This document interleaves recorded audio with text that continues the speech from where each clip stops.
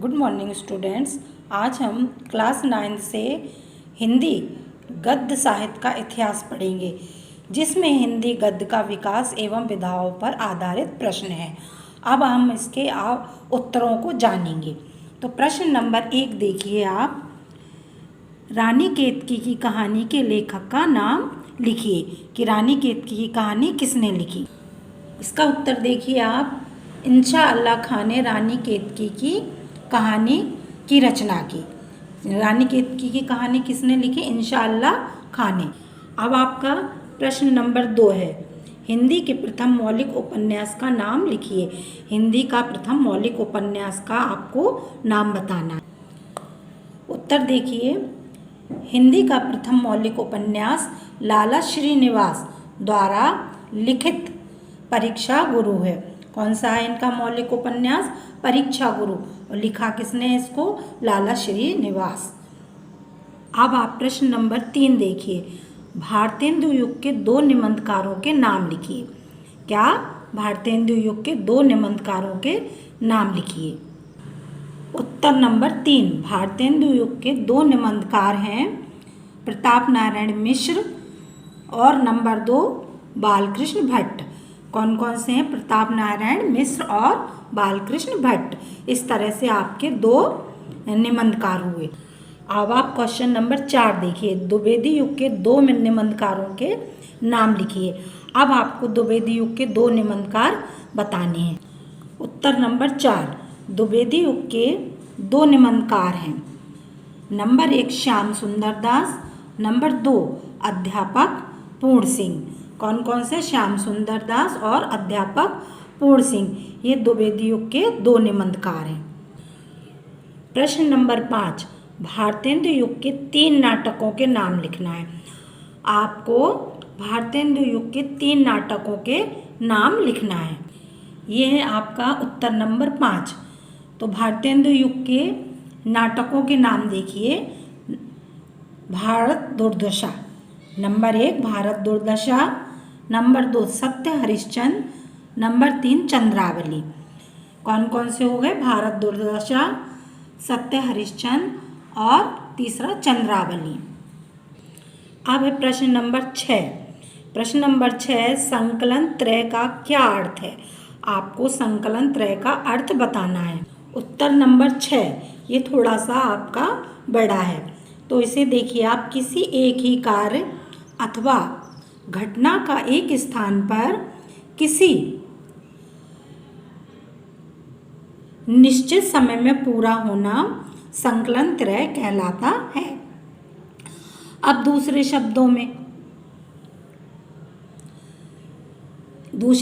में देखिए। एकांकी में स्थान, कार्य तथा समय की संगति को संकलन त्रय कहते हैं। अब आपका प्रश्न नंबर 7। आत्मकथा से क्या आशय है? उत्तर नंबर 7 देखिए। लेखक जब स्वयं अपने जीवन की कथा को पाठकों के समक्ष पूर्ण आत्मीयता के साथ प्रस्तुत करता है तो उसे आत्मकथा कहते हैं। प्रश्न नंबर 8 है। जीवनी का अर्थ बताइए। आपको जीवनी का अर्थ बताना है। तो यह है आपका उत्तर। किसी महान व्यक्ति के जीवन की अधोपात क्रमबद्ध घटनाओं के उल्लेख को जीवनी कहा जाता है। आपका है प्रश्न नंबर 9। हिंदी के प्रमुख 3 जीवनी लेखकों के नाम लिखिए। मतलब हिंदी के आपको जीवनी लेखकों के नाम बताने हैं। उत्तर नंबर 9 देखिए। हिंदी के जीवनी लेखकों के नाम, मतलब 3 हिंदी के जीवनी लेखकों के नाम है। नंबर 1 नाथूराम शर्मा प्रेमी, नंबर 2 पंडित राम नरेश त्रिपाठी, नंबर 3 रामविलास शर्मा। अब आपका है प्रश्न नंबर 10। जीवनी और आत्मकथा में अंतर बताइए। जीवनी और आत्मकथा में आपको अंतर बताना है। अब उत्तर देखिए। जीवनी में किसी अन्य व्यक्ति के जीवन की घटनाओं का वर्णन होता है, जबकि आत्मकथा में लेखक स्वयं अपने जीवन की कथा पाठकों के समक्ष आत्मीयता के साथ प्रस्तुत करता है। ये दोनों में अंतर है। अब है प्रश्न नंबर 11, संस्मरण किसे कहते हैं? संस्मरण के बारे में आपको बताना। उत्तर नंबर 11, जब लेखक किसी व्यक्ति या महापुरुष, वस्तु या घटना का अपनी स्मृति के आधार पर आत्मीयता व कलात्मकता के साथ विवरण प्रस्तुत करता है तो वह संस्मरण कहलाता है।